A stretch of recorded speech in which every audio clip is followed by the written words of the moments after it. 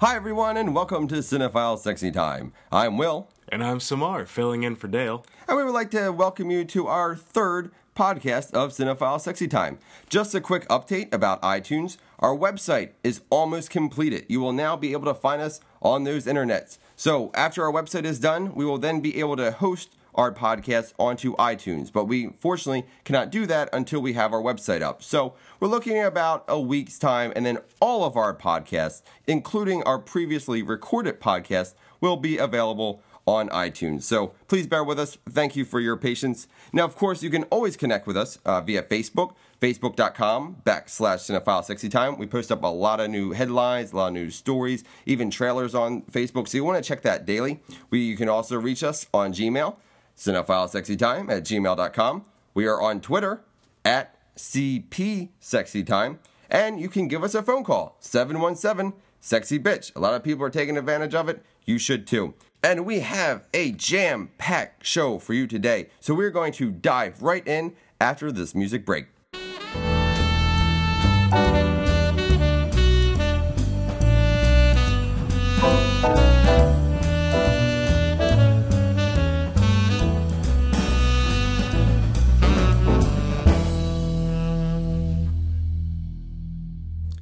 And we're back. Of course, our first segment is always new releases. So, Samar, what's new in theater this week? First up, we've got Ghost Rider, Spirit of Vengeance.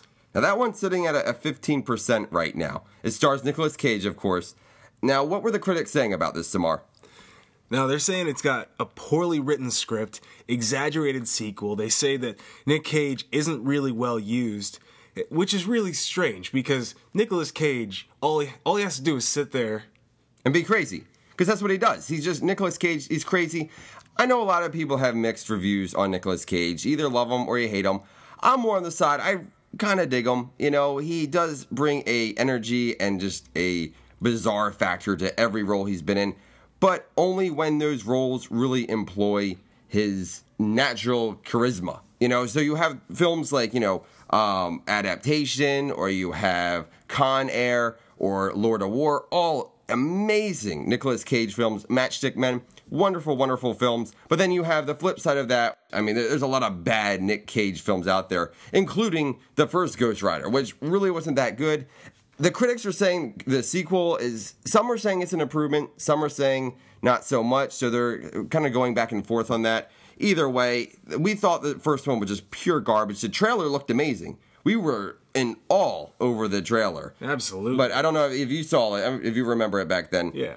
Amazing trailer. The whole budget, though, went to putting together this awesome kick-ass trailer. And then the movie came out. It was like this really poorly designed and poorly written C movie at best. And it was a bad, bad film. And with the sequel, I thought, well, maybe it could do a little bit better, but apparently not.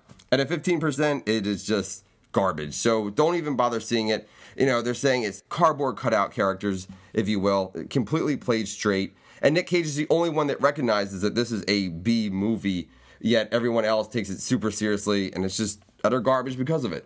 So don't see it. We're going to recommend that you skip it. We're not going to see it. We've got better things to do.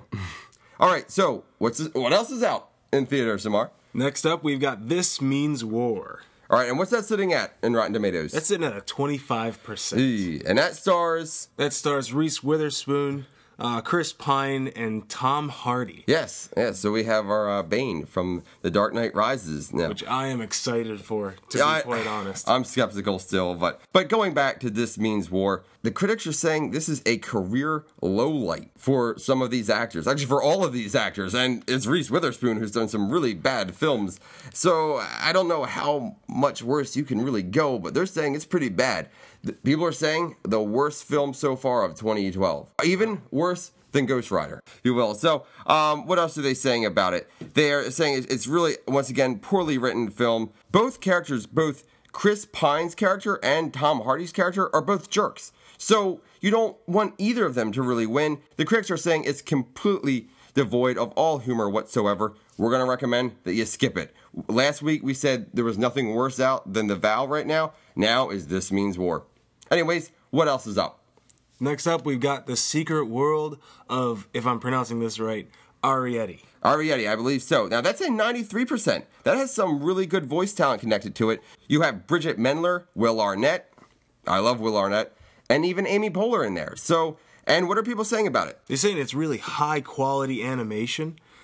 Beautifully done film. It's calm, and it's got this relaxed pace. So it might be a film that some kids might enjoy, especially kids who are patient and can sit through something, not so action-packed. But if you do have a kid that wants to be entertained and has ADHD, then this probably isn't going to be the movie to go take him to, or her.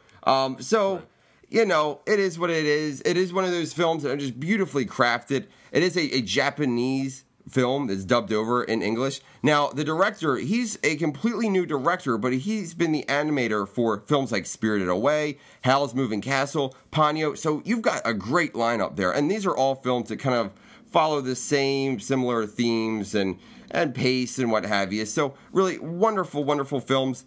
Might be more even for adults so much than kids, though, because I don't know how entertained, kids are going to be. If I was a kid watching this film, I don't know. I would really enjoy it. What about you? I think for this generation, with the fast-paced, I gotta have it now Facebook generation, it's really not going to work for them. For the younger ones, anyway. Which is a shame, really, because you would think that people could sit through a story, or excuse me, that kids could sit through a story, but nowadays they really can't. They can hardly sit through an episode of SpongeBob, so I don't know if they're going to be able to sit through this. I don't know. It really is debatable. I don't think they will, but it's a sign of the times. It's unfortunate. But it is what it is. Okay, so we have some limited releases this week. Samar, what are we looking at? First limited release is Michael. That's sitting at 73% on Rotten Tomatoes. Now, the plot for Michael revolves around a seemingly meek insurance agent who is holding a 10-year-old in his basement.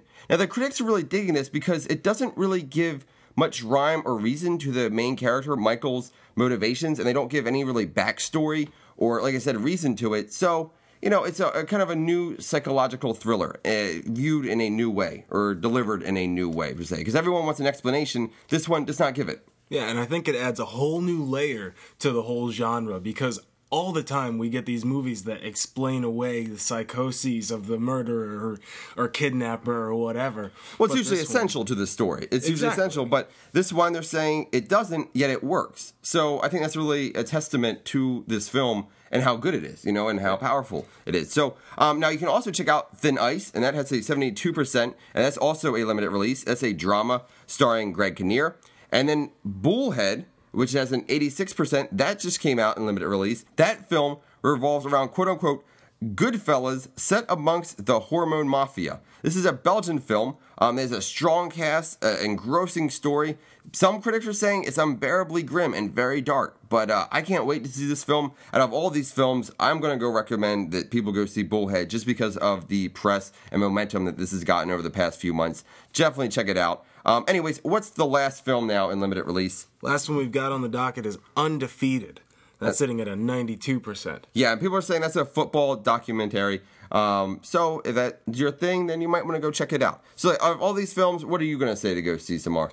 I'm going to say to go see The Secret World of Arietti. It looks like it'll work for kids all the way up to adults. It's going to be a good watch. Okay, I cannot disagree with that. Absolutely. And like I said, I'm going to say Bullhead. Unfortunately, I don't think The Secret World is going to get as much money and attention as it deserves, and that's quite a shame. It is. So, on to Blu-ray releases for this week. Samar, what do we have? First, we got Puss in Boots, 83%. That has Antonio Banderas and Zach Galifianakis. It is what it is. I'm going to say check it out. It's Puss in Boots. It came from Shrek, which, to be honest with you, Shrek has not been faring too well the past few sequels. But, I'm glad they gave Puss his own movie. I think it's going to be really funny. I'm certainly going to check it out. And I think people of all ages would enjoy this film. Yeah, I think a lot of kids are going to drag their parents out to this one, and they're going to find that they kind of like the movie. Yeah, it's one of those films that parents enjoy just as much as the kids do. So, yeah, absolutely. Now, what else do we have? We've got Martha, Marcy, May, Marlene. Now, this is at 90% on Rotten Tomatoes.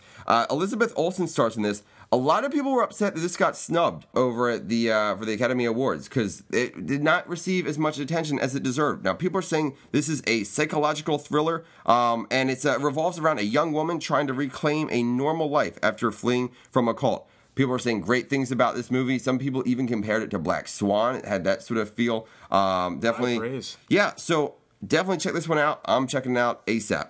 What else do we have? Blank City. Blank City, yep, and that's 79%. Star of Steve Buscemi. We love Steve Buscemi. Sexy man. Yeah, no matter what he's in, he's awesome. What do we have next? We've got Tower Heist coming out on Blu-ray. And that has an 68%. That stars Ben Stiller, Casey Affleck, Eddie Murphy, Matthew Broderick.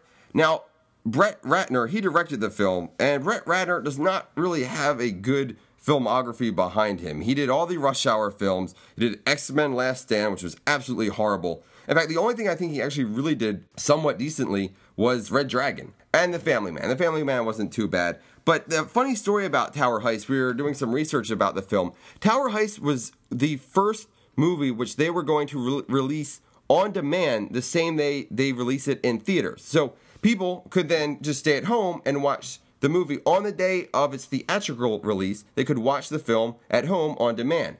Now, they were going to charge people $59.99 to watch the movie at home, which is absolutely crazy. For, can you imagine spending $60 on a movie? And this movie, nonetheless, it wasn't a big release. It wasn't like, a Dark Knight film or Spider-Man. This was Tower Heist they were going to do this with. Now, it obviously never went through. Theaters were just not having it. Fanboys alike were just like, no, this is not happening. So eventually the film companies decided we're not going to do this. Eddie Murphy envisioned this as a movie with an all-black cast. And then once again, the filmmakers and the film studios got a hold of it and they just completely revamped it. And instead of making this really kind of social commentary on today's society, they went with, what they did now. They went with friggin' Casey Affleck and Ben Stiller and Matthew Broderick. So whatever. And can I actually just really quickly get on my own little soapbox for a second? I have a very big problem with all black casts. Oh, no. We've got ourselves Tyler Perry, and we've got now Eddie Murphy trying to do this. And to me, it speaks to a huge problem with racism in Hollywood, where they want to segregate the different colors and make it so it's like which one of these things is not like the other. Sure. And I just don't like to see that at all. Absolutely. I agree. Well, all right. What do we have next, Samar? Next, we've got Retreat. That's at 78%. Yep. And then we also have The Mighty Max, 48%. And now a lot of that was filmed here in Philadelphia, so still don't go and see it because it doesn't mean anything because it has a 48%. So really, don't bother. And then we also have London Boulevard with 33% starring Colin Farrell. A lot of people were expecting something along the line of In Bruges because it kind of had that feel from the trailers. It definitely wasn't. Completely just ignore that one. Now, before we break, we want to talk about the numbers for this weekend. Number one at the movie theaters was Safe House with 24 million. We talked a little bit about this last week. We said really don't go see it. Number two, The Vow with 23.6 million. We also said don't see it last weekend, but apparently you went out and saw it anyways. Number three, Ghost Rider, Spirit of Vengeance at 22 million. Samar, what was number four? Number four was Journey 2. With $20.1 million. So yeah, there's that. And then number five. This Means War with $17.6 million. So good for the box office because we're looking at an almost a gross of $100 million right now. But look what you spent it on. There's awful films. So thank you everyone for continuing this terrible trend that we will now see. Now we'll see, a Ghost Rider 3 and a Journey 3 and This Means War 2. All because you went and saw it this week. So thanks. Anyways, we're going to go to a quick music break and we will be right back with your movie headlines for this week.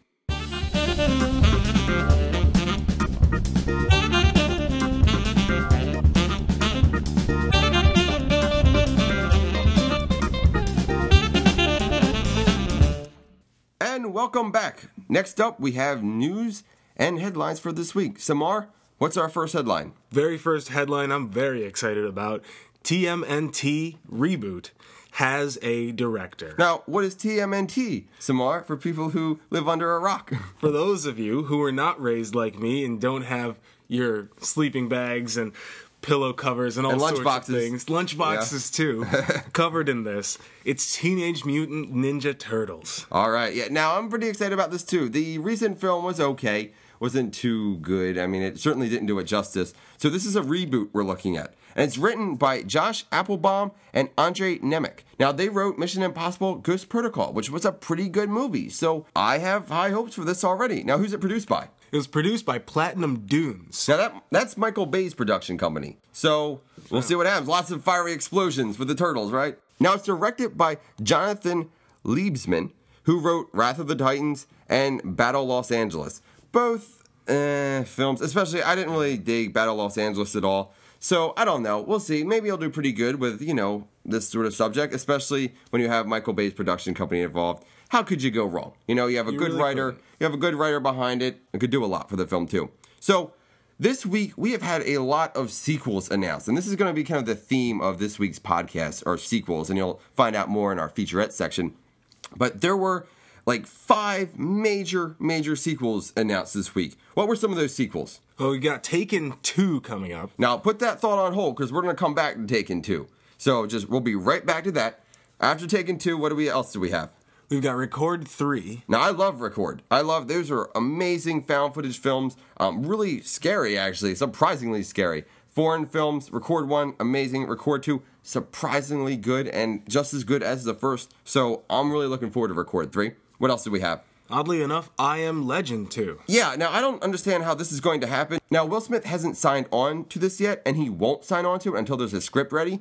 But Warner Brothers is saying they want a sequel to I Am Legend, which to me makes no sense because A, I Am Legend was a terrible, terrible film, and B, they killed off Will Smith, so I don't know how, but they want him back, so I don't know how they're going to do this. But it did make a ton of money in the box office, so that's why we're getting another one. All right, what else are we getting a double helping of, Samar? We're getting Insidious 2. Yeah, now Insidious, I loved the first half of this film. I thought it was really well done. It was actually really tense, really scary. The second half of this film, which is utter garbage, really went down the drain very quickly. It almost looks like something out of like a 90s horror film, like where silly costumes and sharp angles, and it just did not work at all. Very disappointing. What else do we have? Next up, we've got Chronicle 2, right in the wake of the last one. Yeah, 2 weeks later, and they're announcing that they want to do a sequel. It was that good. So we'll take it. We'll see more of that. I'm all right with that. And what's our last sequel that was announced this week? Last one we've got is Transformers 4. Now, Josh Duhamel, who played one of the military personnel figures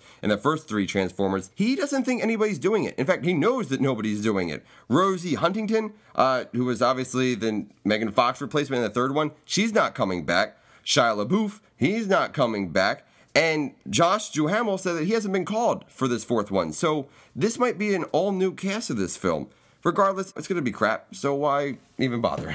Anyways, we're getting more Transformers films because, of course, merchandising is where the money is made. So, oh wow. Absolutely right. All right, so we have big news for you for our 3rd and final headline for this week. We had a first exclusive look at the Taken sequel. So, Taken 2 is coming out this fall. The first Taken, it grossed $250 million in all, which is interesting. Now, what did you think about that first Taken film, Samar? I thought the first one was really well done. The fight scenes were good. The torture scenes weren't too gory or intense.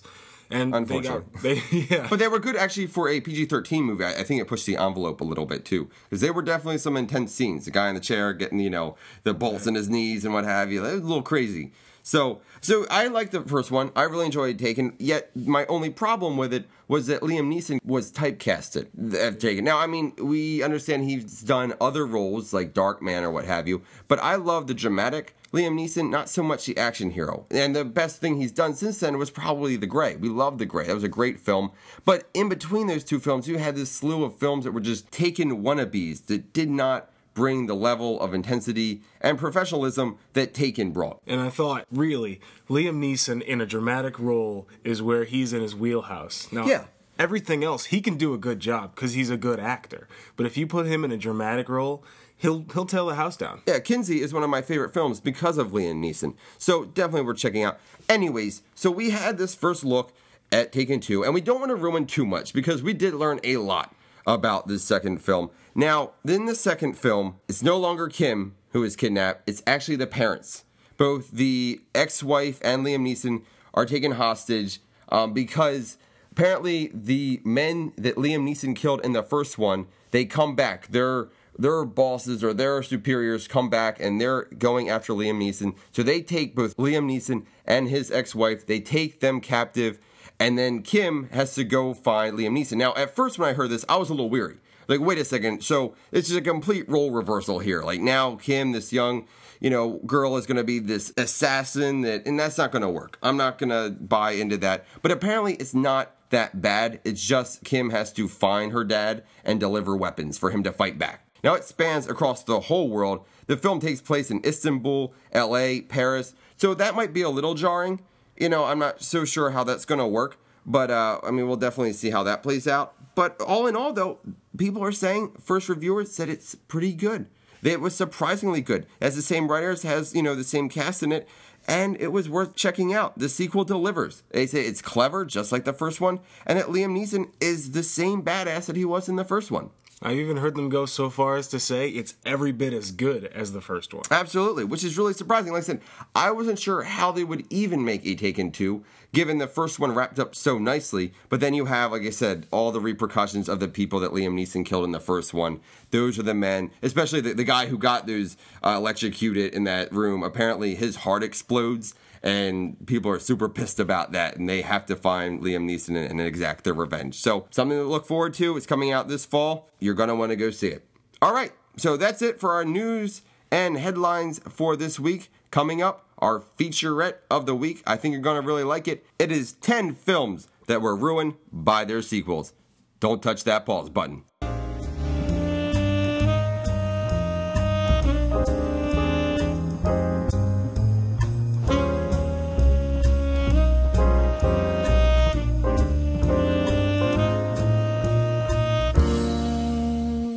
Welcome back, everybody, to Cinephile Sexy Time. Remember, you can always contact us at 717-SEXY-BITCH. We're going to want to know your feedback, especially about this week's category, 10 films that were ruined by their sequels. Now, this list is in no particular order, so chronological order does not matter. However, these films are about good original films, quality, decent, amazing original films that were followed up with a terrible, terrible sequel. Now, there are so many of these films out there. The list is endless. And so we want to hear from you. So please hit us up on our Facebook, send us an email, cinephile60time@gmail.com.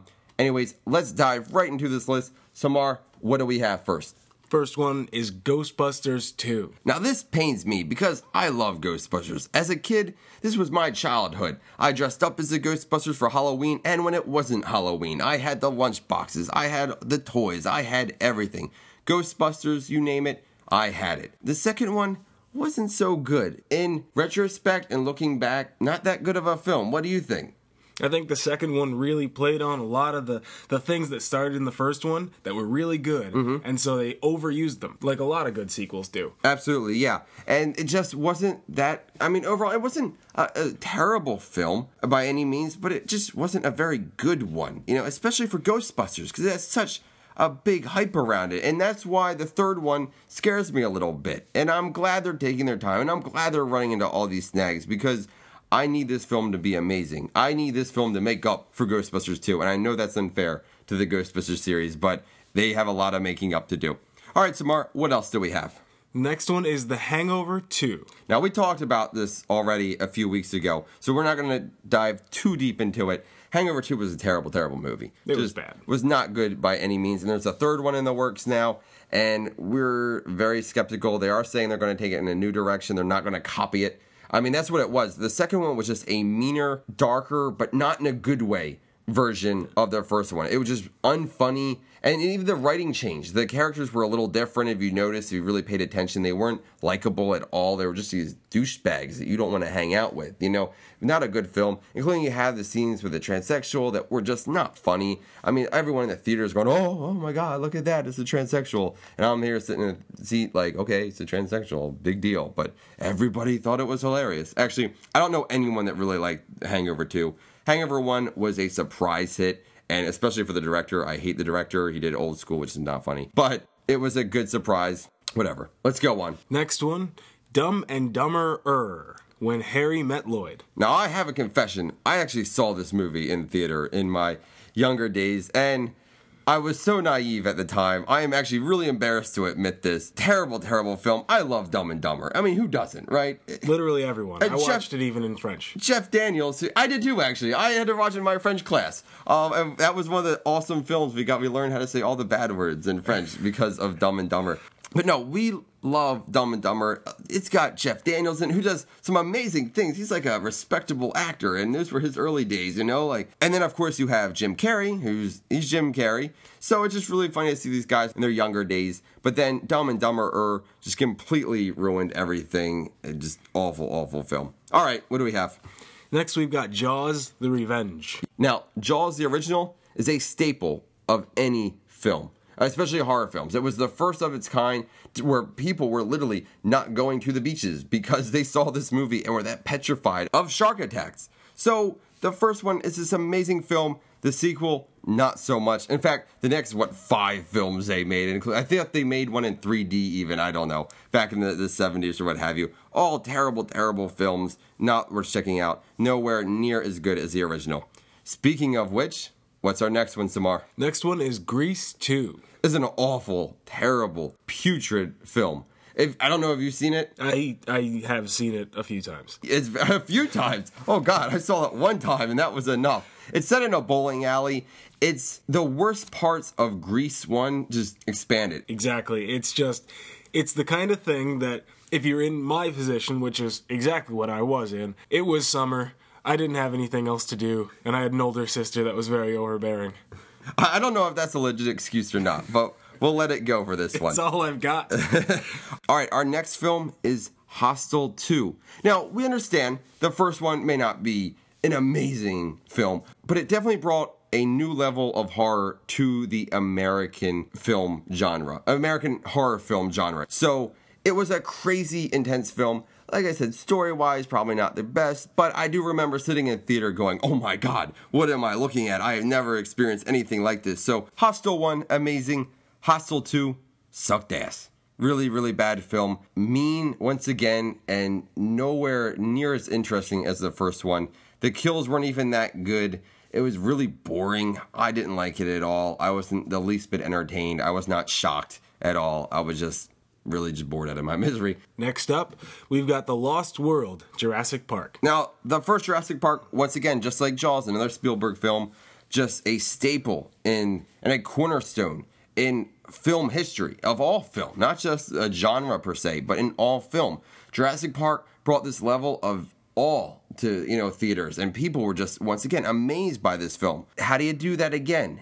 I don't think you can. I don't think you do. Oh, you bring the dinosaurs to the States. And to make the film even worse, you make Jeff Goldblum the lead character. Now, we love Jeff Goldblum. I'm not saying Jeff Goldblum is a bad actor. He's amazing. But I'm saying his character was not the character to choose to be the driving force to the sequel. Wasn't a very good character. It wasn't a very interesting character. So there you have it. All right, what's up next? Next, we've got The Ring 2. Yeah, now this is, of course, is the sequel to The Ring, which is a remake of Ringu, which is a Japanese film, which is an amazing film. I really enjoyed The Ring. I thought it was a good film. I remember sitting in theater and having people scream around me, audibly scream around me, because they were so petrified of what they were seeing on screen. The Ring 2, I'm embarrassed to say, I saw it in theater as well. It's a bad film.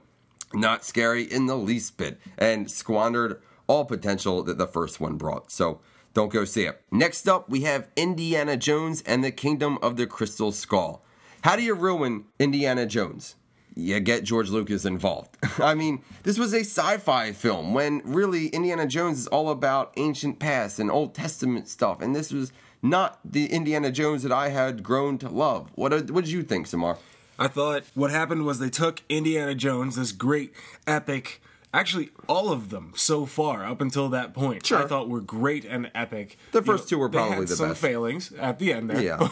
but I thought they had a lot to offer. And then they took it and made it for Star Wars people. Yeah, and the ending was so completely out of left field that I was just sitting there going, what is happening right now? Like, what the hell is going on? And then you have some bits where, like, Indiana Jones is in a nuclear test site, and he hides in a refrigerator, and it's blasted off, and then he just walks right out of the refrigerator after this refrigerator has been, like, blown to smithereens and launched, miles away. And then you have Shia LaBeouf swinging with the monkeys like in the vines and stuff. It was, God, it was bad film. Unrealistic, wrong for the genre, wrong for the viewers, very wrong bad for everything. All right, and our 10th and final film, our 10th and final terrible sequel is S. Darko. Now, did you see Donnie Darko? I did, yes. I love Donnie Darko. It's a film that mandates multiple viewings, especially because it has so many theories about physics behind it and time travel, and it's things you really need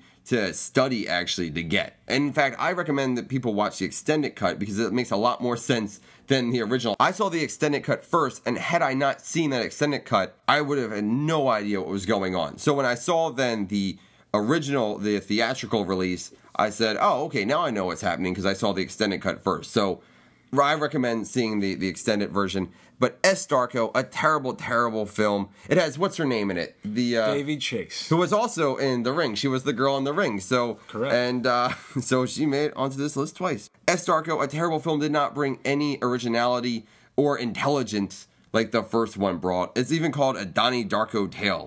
What the hell is that? It sounds awful. So there you have it. 10 terrible sequels in no particular order. We want to hear from you, so please send us an email, a Twitter, a Facebook, a voicemail, whatever. We want to know what your feelings are. Okay, we're going to take a quick music break and come back with your oddball pick of the week.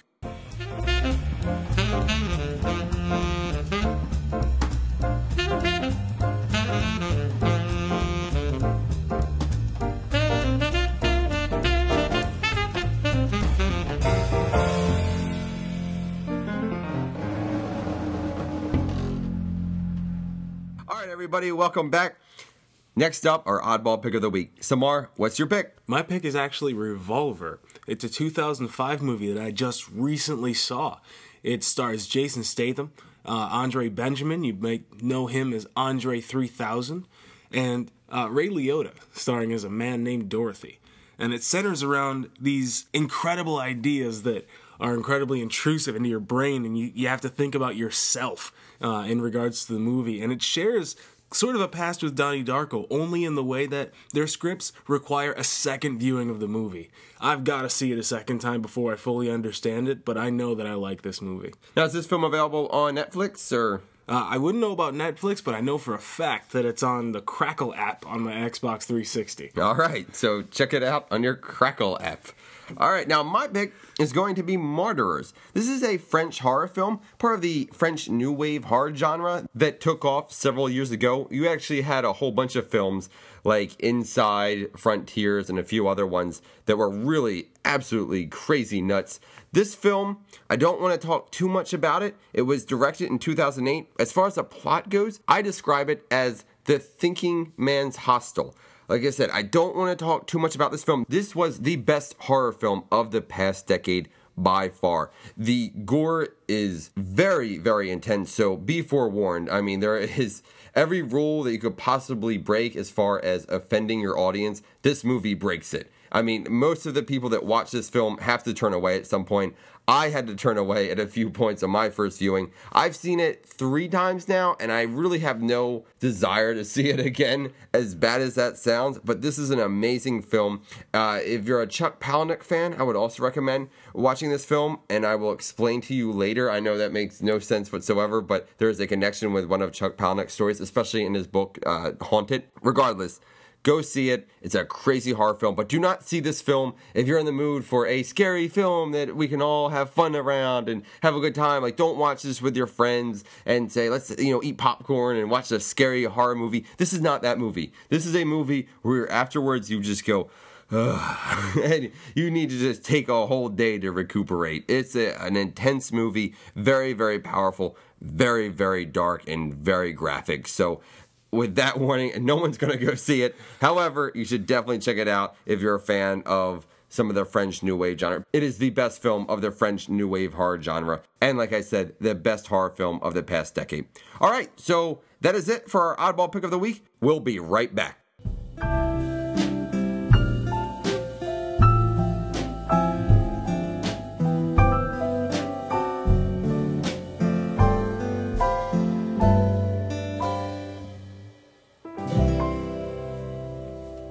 We are back. All right, before we end today's show, we want to talk to you about how to get in contact with us. We've said it before, we're going to say it again. Please send us an email, cinephile60time@gmail.com. Leave stuff on our Facebook wall, facebook.com/cinephile60time. We have all sorts of news and headlines and interesting stories and cool new trailers posted up on our Facebook page. You can also leave us a voicemail, 717-SEXY-BITCH. Remember, 717, not 800 or 888, because you will go someplace you don't want to go to. And last but not least, you can check us out on Twitter at CP Sexy Time, like cheese pizza sexy time. Now, before we go, we want to talk about last week's featurette, which was 10 Valentine's Day films that don't suck ass.